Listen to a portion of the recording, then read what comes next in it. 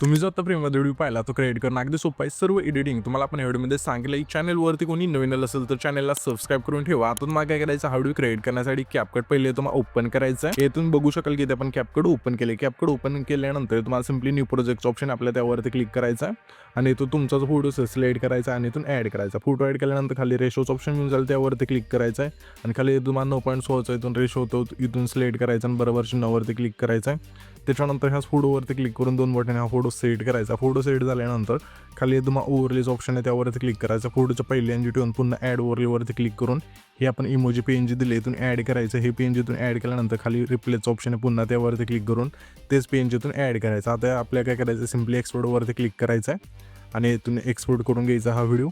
झाल्यानंतर डनवरती क्लिक करायचं. पुन्हा आपल्या इथे आता न्यू प्रोजेक्टचा ऑप्शन आहे, त्यावरती क्लिक करायचं. आता जो आपण सेव्ह केलेला व्हिडिओ आहे इथून ॲड करायचा आहे. व्हिडिओ ॲड केल्यानंतर त्या व्हिडिओवरती क्लिक करायचं. खाली थोडं ते स्क्रोल केल्यानंतर स्पीडचं ऑप्शन आहे, त्यावरती क्लिक करायचं. नॉर्मलवरती क्लिक करून स्पीड संपूर्ण कमी करायचं आहे आणि बरोबर 9वरती क्लिक करा. आता इथून मग काय करायचं, खाली ओव्हरलेचं ऑप्शन आहे, त्यावरती क्लिक करायचं आहे. हा जो फोटो आहे आपला त्याच्या पहिल्यांदा ठेवायचं. पुन्हा ॲड ओव्हरलेवरती क्लिक करून बीटमा व्हिडिओ दिला आहे तो तुम्हाला इथून ॲड करायचा. ह्याच बीटमा व्हिडिओवरती क्लिक करायचं आणि खाली थोडं ते स्क्रोल करायचं आहे. हे तुम्हाला एक्स्ट्रा रेकॉर्डचं ऑप्शन आहे, त्यावरती क्लिक करायचं. त्याच्यानंतर आता आपल्याला काय करायचं आहे, हा जो आपला बीटमा व्हिडिओ आहे त्यामध्ये आपण बीट दिली आहेत, 1-2-3 अशा बीट बदलत जातील शेवटपर्यंत.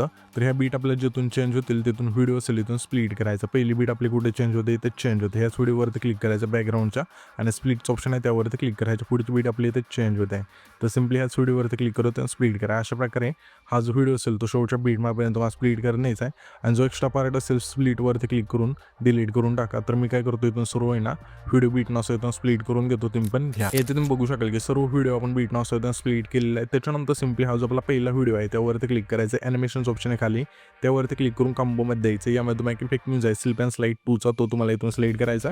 तर त्याच्या पुढं सिम्पली आपल्याला कॉम्बोमधला स्लिप अँड स्लाइड 1चा तो बॅक सिलेक्ट करायचा.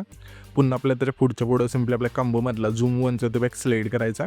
पुन्हा आपल्याला आहे ना त्याच्या पुढं स्लिप अँड स्लाइड 2चा तिथून इफेक्ट सिलेक्ट करायचा कॉम्बोमधला. त्याच्या पुढं पुन्हा आपल्याला आहे ना कॉम्बोमधला स्लिप अँड स्लाइड 1चा तो बॅक सिलेक्ट करायचा. पुन्हा आपल्याला त्याच्या पुढं सिम्पली आपल्या पुन्हा कॉम्बोमधला स्लिप अँड स्लाइड 2चा तो बॅक सिलेक्ट करायचा. पुन्हा आपल्याला त्याच्या पुढं सिम्पली कॉम्बोमधला झूम 1चा जो इफेक्ट असेल तो तुम्हाला इथून सिलेक्ट करायचा. आता पुन्हा हाच इथून इफेक्ट सिलेक्ट करायचा, हा जो आपला कॉम्बोमधला स्लिप अँड स्लाइड 2चा आहे तो.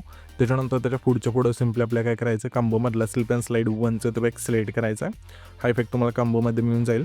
पुन्हा आपल्याला त्याच्या पुढं सिम्पली कॉम्बोमधला स्लिप अँड स्लाइड 2चा तो बॅक सिलेक्ट करून घ्यायचा. पुन्हा आपल्याला त्याच्या पुढं सिम्पली कॉम्बोमधला झूम 1चा जो इफेक्ट असेल तो तुम्हाला इथून सिलेक्ट करायचा. पुन्हा आपल्याला त्याच्या पुढं त्या पुढं सिम्पली आपल्या कॉम्बोमधला हा जो वेवचा इफेक्ट असेल तो तुम्हाला इथून सिलेक्ट करायचा आहे. हाच इफेक्ट त्याच्या पुढच्या दोन्ही फोटोला पण द्यायचा आहे. त्याच्यानंतर त्याच्या पुढचा फोटो आहे त्या फोटोला सिम्पली कॉम्बोमधला हा जो इफेक्ट असेल इथून सिलेक्ट करायचा आणि बरोबर 9वरती क्लिक करायचा.